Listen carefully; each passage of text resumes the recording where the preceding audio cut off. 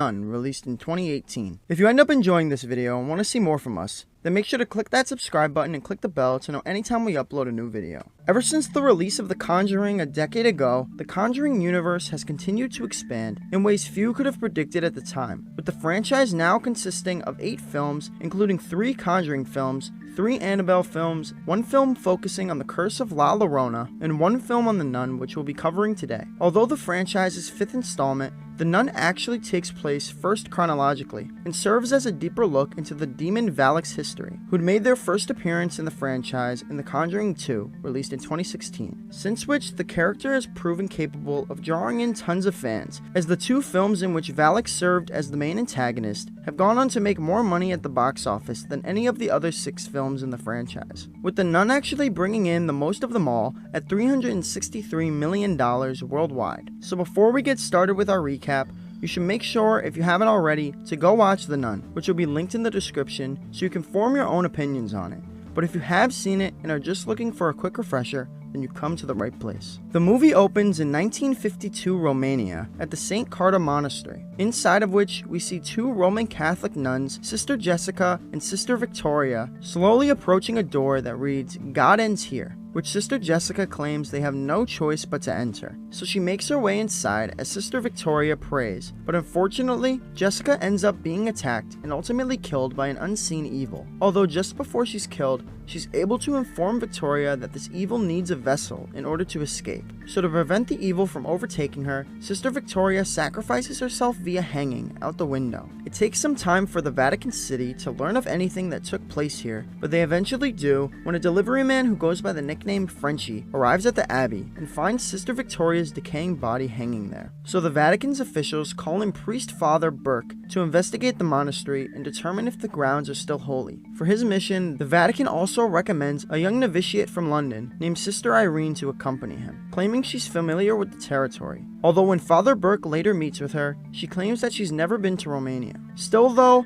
Burke decides to press forward with her alongside him, believing every decision that the Vatican makes is with purpose. And the 2 next head over to Bichir to meet with Frenchie, who they ask to take them to the abbey, and he reluctantly agrees. Once there, he takes them into the icebox where he'd placed Victoria's body after stumbling upon it, and upon entering, Frenchie's shocked to find the body sitting up, as he had originally left it lying down. But Father Burke isn't too concerned about this, and continues examining her corpse, eventually finding some kind of key still in her hand, which he retrieves for himself before the 3 give her a proper burial. They then make their way inside the abbey, and soon come across the abbess, who asks why they're here, and Father Burke explains that they've come on behalf of Rome to inquire about the recent death in her coven, and to gain assurance from the church about the abbey's safety and well-being, in order for which he'll first need to speak with the sisters. The abbess says he'll have to wait till tomorrow though, as the sisters are about to take their vespers, followed by the great silence that ends mid-morning. So with Burke and Irene having to spend the night in the coven's lodging, Burke tells Frenchie to return home, as they likely won't need him to pick them up for a couple days. On his way back that night though, Frenchie comes across a frightening sight, as in the distance, he sees a nun dragging a noose through the woods. So he follows after her, leading to him being suddenly attacked by the demon nun, but it fortunately fails to inflict much harm on him, and ultimately allows him to escape. Meanwhile, back in the monastery, Burke and Irene, while eating dinner, discuss a series of visions Irene claims she had experienced when she was a child, explaining that although no one vision was the same as another, each left her with the same thought in the end. Mary points the way. This recollection of her past brings back some similar memories for Burke as well, who reveals that, back during the war while he was stationed in France, he was told to investigate a boy with visions named Daniel.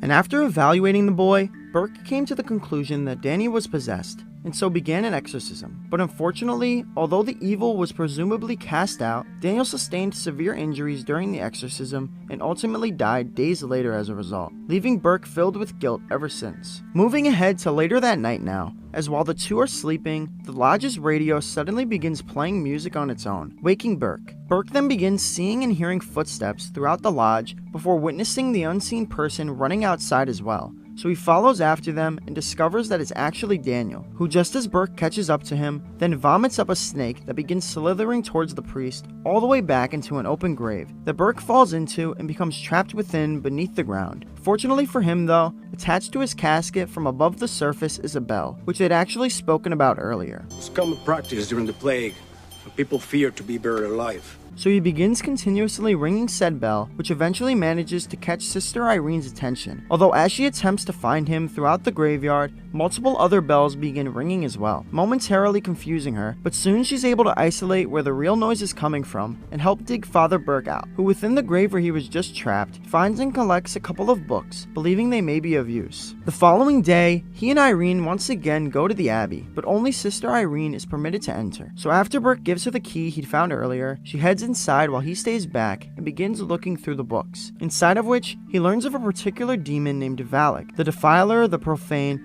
the Marquis of Snakes. Upon entering the chapel, Irene stumbles upon a praying nun, whose attention she attempts to gain, but instead she gets pulled away by another nun named Sister Oana, who informs her that their praying must not be interrupted, as the sisters pray in shifts to maintain constant vigil. Sister Oana then takes Irene to another room to answer whatever questions she may have, beginning with the abbey's history, with Oana explaining that the abbey was built by the Duke of St. Carta in the Dark Ages, who'd written countless texts on witchcraft and rituals to call upon the forces of hell, that eventually enabled him to open a gateway, through which an unspeakable evil would then enter their world. But fortunately, the church stormed the castle in time to kill the Duke, as well as seal the gateway using an ancient relic containing the blood of Jesus Christ. And in the aftermath, the church claimed the castle for their own, bringing a start to the nuns' perpetual praying to contain the evil, which worked over the course of multiple centuries until the bombs of war shook the abbey, and the evil found another way to open the gate. The two's conversation is then interrupted by Sister Abigail, who tells Irene she must leave, but since the gates have already closed, Oana says she'll have to stay the night. Back to Father Burke now, who while searching for another way into the abbey, is again met by the abbess, whom he then asks about the key he found in Sister Victoria's hand, but rather than answering the question, she informs him that it's too late and that Sister Irene is lost, before her body suddenly goes limp, prompting Burke to try and check on her by lifting her veil.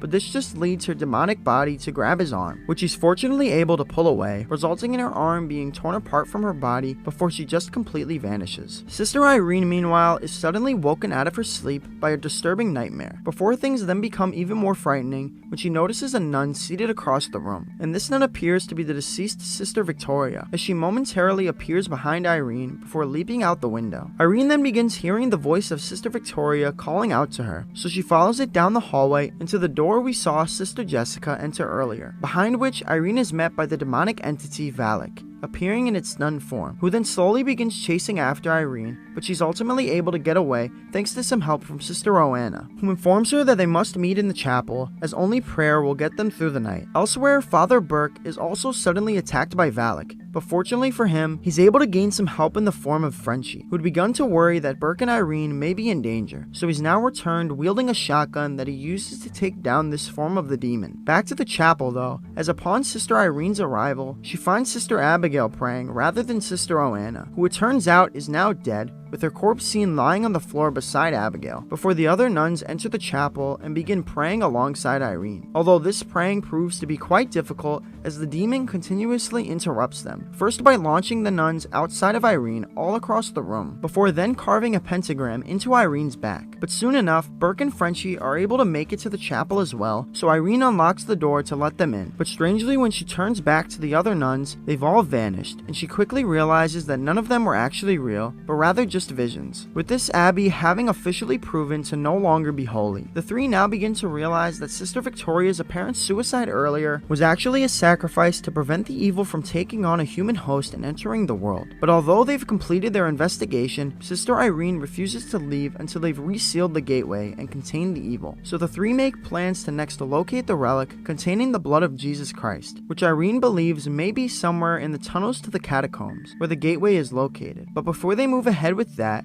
Irene informs Father Burke that she would like to take her vows, as she's now determined that her visions are a miracle of God, to whom she's ready to commit her life. So they take care of that and then move forward with their plan to search throughout the tunnels, within which Father Burke realizes the meaning behind Irene's visions of Mary points the way, upon discovering a statue of Mary literally pointing them in the direction of the door behind which the relic is hidden. So Irene uses the key to open the door and retrieve the relic. Not too long after gaining the possession of the blood of Christ though, the three are once again attacked by Valak, who manages to force them into splitting up, which allows the demon the opportunity to possess Irene. And now, with their new human host, they go to kill Frenchie, but they end up getting a little too close to him, and inadvertently allow him to pour some of Christ's blood onto his hand, which he then smears across their face, forcing it to exit Irene's body. He's then immediately knocked unconscious for his efforts though, while Irene is sent flying across the room and Father Burke is left dealing with the demonic Daniel throwing up snakes, one of which ends up taking a bite out of his eye, so there's no one to help Irene as Valak slowly stalks towards and promptly begins strangling her underwater